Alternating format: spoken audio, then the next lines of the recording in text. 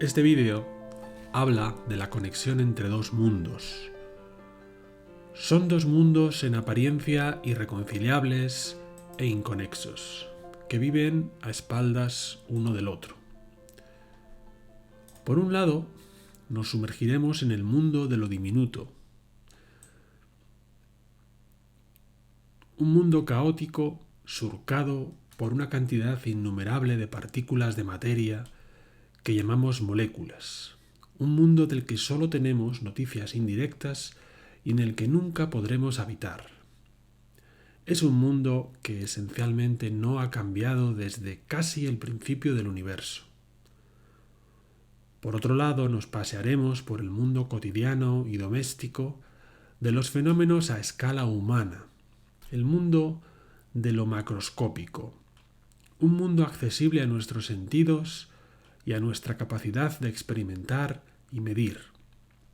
Un mundo que sabemos siempre cambiante, pero en el que identificamos conceptos físicos que permanecen, como el calor, la temperatura, la presión, conceptos que manejamos a diario y que curiosamente, y sin que quizá lo sospechemos, guardan estrecha relación con ese primer mundo inaccesible de lo microscópico.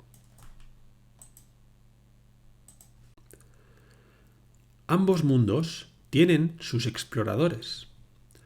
Desde la antigüedad y de forma más sistemática desde el siglo XVII, los científicos han ido construyendo una imagen del mundo macroscópico con ayuda de la experimentación y las matemáticas. Por su parte, la exploración del mundo microscópico tiene una historia más reciente. Aunque ya en tiempos de los antiguos griegos, algunos filósofos especularon con la existencia de partículas indivisibles que componían la materia. Son los atomistas del siglo IV y V a.C., Leucipo y Demócrito. Pero no fue hasta la segunda mitad del XIX cuando la teoría corpuscular de la materia comenzó a desarrollarse de una forma realmente científica con los esfuerzos de algunos físicos.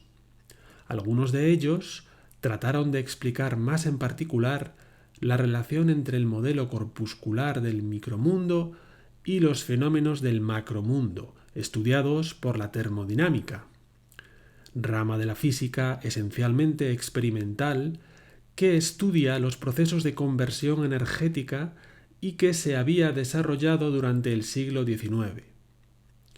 Destacan los nombres del escocés James Clerk Maxwell, el austriaco Ludwig Boltzmann y el norteamericano Josiah Willard Gibbs.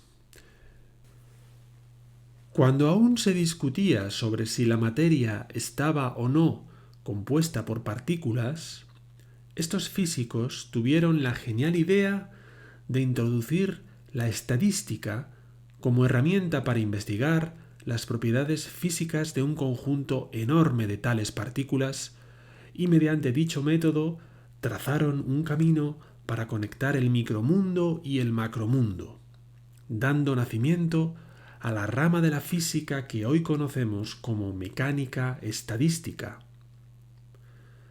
Aquí trataremos las principales ideas que constituyen esta conexión, haciendo énfasis en los conceptos cualitativos y evitando entrar en la complejidad técnica de las expresiones matemáticas.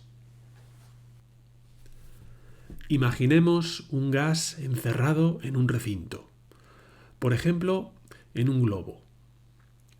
Y más concretamente consideremos que se trata de un gas ideal monoatómico, es decir, un gas compuesto por moléculas de un solo átomo, como por ejemplo lo es el helio, que es usado para inflar los globos de las fiestas.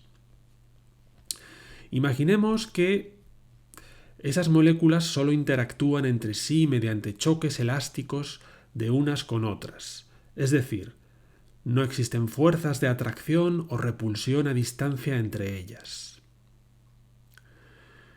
Las moléculas del gas pueden describirse como masas puntuales que no tienen movimientos de rotación ni de vibración.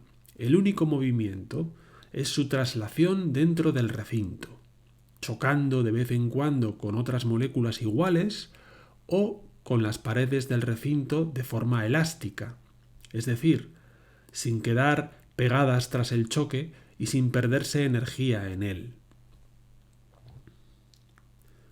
Todo esto significa que la única energía asociada a cada molécula es la energía que llamamos cinética, debida a su movimiento de traslación.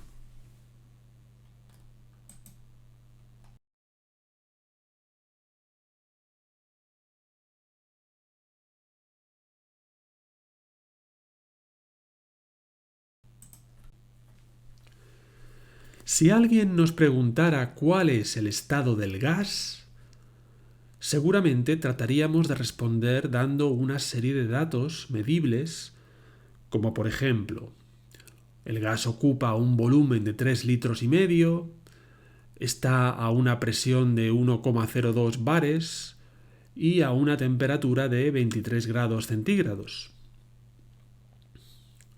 Visto desde nuestro mundo, a escala macroscópica, el gas se reduce simplemente a eso, a una colección de unas pocas magnitudes físicas.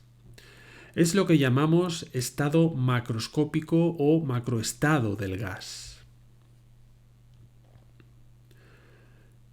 Por el contrario, si fuéramos capaces de observar el mundo microscópico, el gas se podría describir como un enjambre enorme de moléculas de helio distribuidas dentro del recinto y moviéndose a diferentes velocidades de forma caótica, chocando entre ellas y con las paredes del recinto como las bolas de una mesa de billar.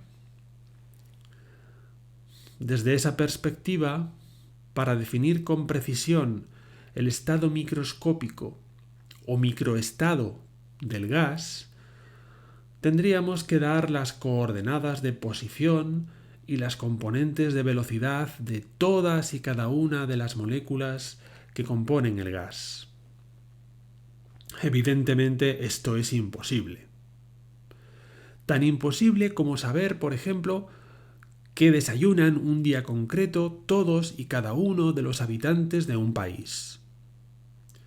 Pero esto no impide a los economistas y sociólogos investigar los hábitos alimenticios de la población, trabajando con algunas estadísticas y relacionarlas con parámetros macroeconómicos medibles, como la demanda nacional de cereal o de café. Bueno, pues de igual modo, lo que Maxwell, Boltzmann y Gibbs abordaron fue investigar la relación entre los valores estadísticos de las magnitudes que definen el microestado de un gas y los valores del macroestado de ese mismo gas, que podemos medir experimentalmente y que son el objeto de estudio en la termodinámica.